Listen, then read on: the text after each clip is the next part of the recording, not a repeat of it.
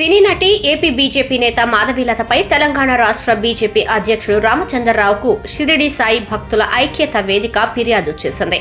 ఈ వ్యవహారంపై రామచంద్రరావు మాట్లాడుతూ షిరిడి సాయిబాబాపై అనుచిత వ్యాఖ్యలు చేయటం సరైంది కాదని అన్నారు. మనోభావాలు దెబ్బతీయటం సరికాదు. బాబాపై వ్యాఖ్యలకు బీజేపీకి సంబంధం లేదని తెలిపారు. సాయిబాబాపై చేసిన వ్యాఖ్యలను వెనక్కి తీసుకోవాలని మాధవీలతకు సూచించారు.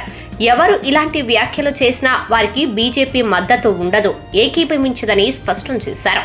ఎవరైనా సరే భక్తుల మనోభావాలు దృష్టిలో పెట్టుకొని మాట్లాడాలని అన్నారు.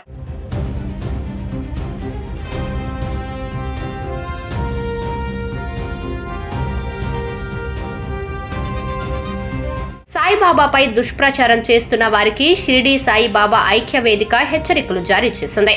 మంచికంటి ధనుంజయ షిరిడి సాయి భక్త ఐక్య వేదిక అధ్యక్షుడు మాట్లాడుతూ సాయిబాబాపై లేనిపోని మాటలు మాట్లాడితే సహించేది లేదన్నారు. సాయిబాబాపై దుష్ప్రచారం చేస్తున్నారు, అది సరికాదు.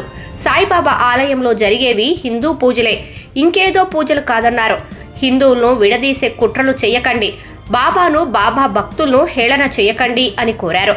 హిందూ ధర్మాన్ని కూల్చే కుట్రలు చేయటం సరికాదు. హిందూ బంధువులను చీల్చేందుకు కొంతమందికి నిధులు ఏమైనా వస్తున్నాయా అని ప్రశ్నించారు.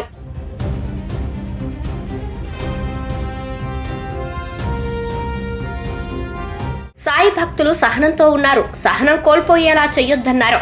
మీరే హిందువులు అనే భ్రమలో ఉండకండి. కట్టర్ హిందువులు సాయి భక్తులు సాయిబాబాను హేళన చేసిన దాంట్లో 14 మంది మీద కేసులు పెట్టామన్నారు.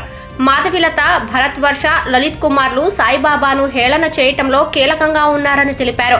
2 రాష్ట్ర ముఖ్యమంత్రులను కలవటం జరిగింది, చర్యలు తీసుకోమని కోరామని తెలిపారు.